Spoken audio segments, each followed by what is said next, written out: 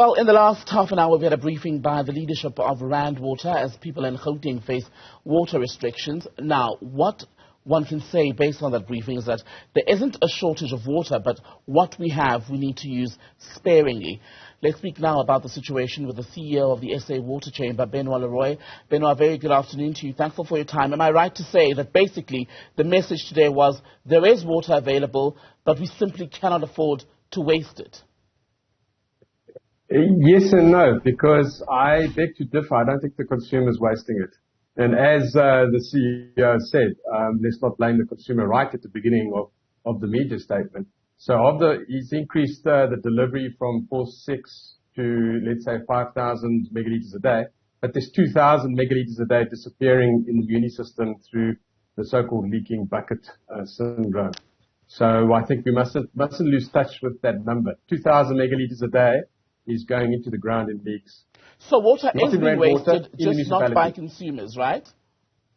Yeah, I think consumers, generally speaking, and you can't blame them for using Kenyan grass, Kikuyu, for example, and all the likes. It is thirsty, but it's always been. We've had the grass here for over 100 years. So, let's be reasonable about this. People are under pressure, so we tend to lash out and the likes. But generally speaking, we do use more water when it's hot, and our gardens have been cooking and all the likes. And but if we didn't have the 2,000 megalitres a day through the leaking, the physical leaks in the municipal system in Gauteng, we would not have this tragedy. And in terms of the leaks, so am I right to say that that would be perhaps the easiest way in which we could improve the water situation, whereas wholesale infrastructure improvement is a slightly more medium to longer term goal? It is, yeah. The arrears just for Johannesburg is 23 billion rand to reinstate the water delivery system. And you heard the CEO from Rand Water saying that their capex for the next 5 years is 28 billion. That 28 billion is for the bulk water infrastructure and it's for 17 million consumers. The 23 billion is for 6.5 million consumers. So again, you can see where the inefficiencies are. They're really not at the Rand Water side, but Rand Water has been asked to increase capacity so we get more leaks in the system, but also municipalities are unable to pay. So maybe Rand Water doesn't collapse because it can't supply water. It collapses because it doesn't get paid by the municipalities. It's unsustainable.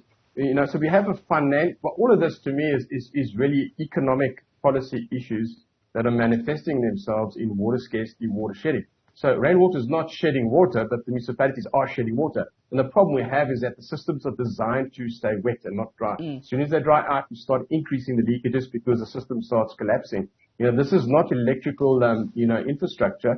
So, but we've had a perfect storm. We have to be fair. We've had hot weather. We've had load shedding, which generates complete chaos. The system is not designed, the water distribution system is not designed to operate without energy, and it needs it all the time. It can't do with load shedding. And Rand Water did have some issues, last week, Wednesday or Thursday, when we had the crisis. But, you can't blame Rand Water for that. In the end, it's a perfect storm, but the reality is 40% of the water is disappearing in leaks at municipal level. That is the issue, not the consumer. So Siphomosia, the CEO of Rand Water, was saying exactly that they've been able to produce water, they've been able to plan around issues of maintenance. In Johannesburg, you may have seen in the last few days, Joburg has said that, Johannesburg Water at least is going to invest 340 million rand over a 3-year period to expand the commando system scope and infrastructure that they say is to ensure a continuous water supply to people in the metro. Will it be as easy as that? Is that realistic? No, the arrears is 23 billion rand, and this is City of Johannesburg's number. It's not my number. It's their number that they published a couple of weeks ago. So the 23 billion is where the money needs to be put, and that's to reinstate the system. So short term, Rand Water is just going to pump more water to the leaking bucket and hopefully try and keep the system wet, which will work to a certain extent. But we need to synchronize the load shedding that's going to carry on for years, with the municipal delivery systems for all 3 big metros, for that matter. And the Western Cape had the same issue a couple of weekends ago, where they couldn't run their systems because of the load shedding was just too high at level of 6 or 7. So, you know, there's a lot has to be done. But now, where's the 23 billion I'm asking is, where's this 23 billion going to come from? Because the fiscus doesn't have that. And the reason why it's 23 billion is that it's part of the 900 billion that the country stated in the master plan in 2018 was the arrears in achieving water security in South Africa. This means that we are underspending. And because we're underspending, the system's becoming less efficient. It's leaking more because it's old. It's far past its useful life. And we see exactly the same, you know, within Eskom. So we've got to address the elephant in the room. Is we need more money to be diverted to water, because without water we cannot survive, but we cannot ignore the energy crisis, and we need to combine both, and we need to resolve both at the nexus of water and energy. At a basic level, at household level, when you look at electricity, many people are now getting inverters, they're getting generators to get around the national problem. When it comes to water, is it as easy as all of us who can afford at least getting a JoJo tank or another alternative system? Well, the last thing you do is get a storage tank. I'll keep it non-commercial, because rainwater harvesting in our towns is actually poisonous, and this has been proven by independent reports globally.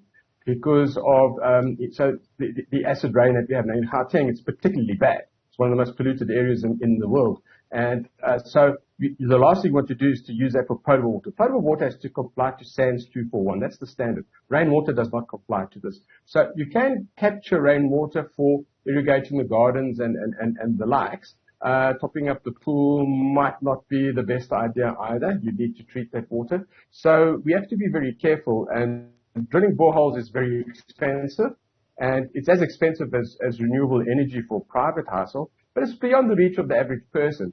So boreholes and storage tanks are in actual fact not the answer.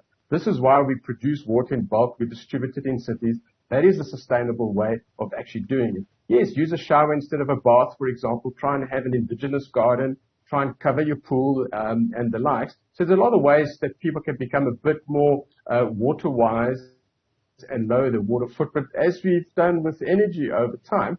But there's no quick fix.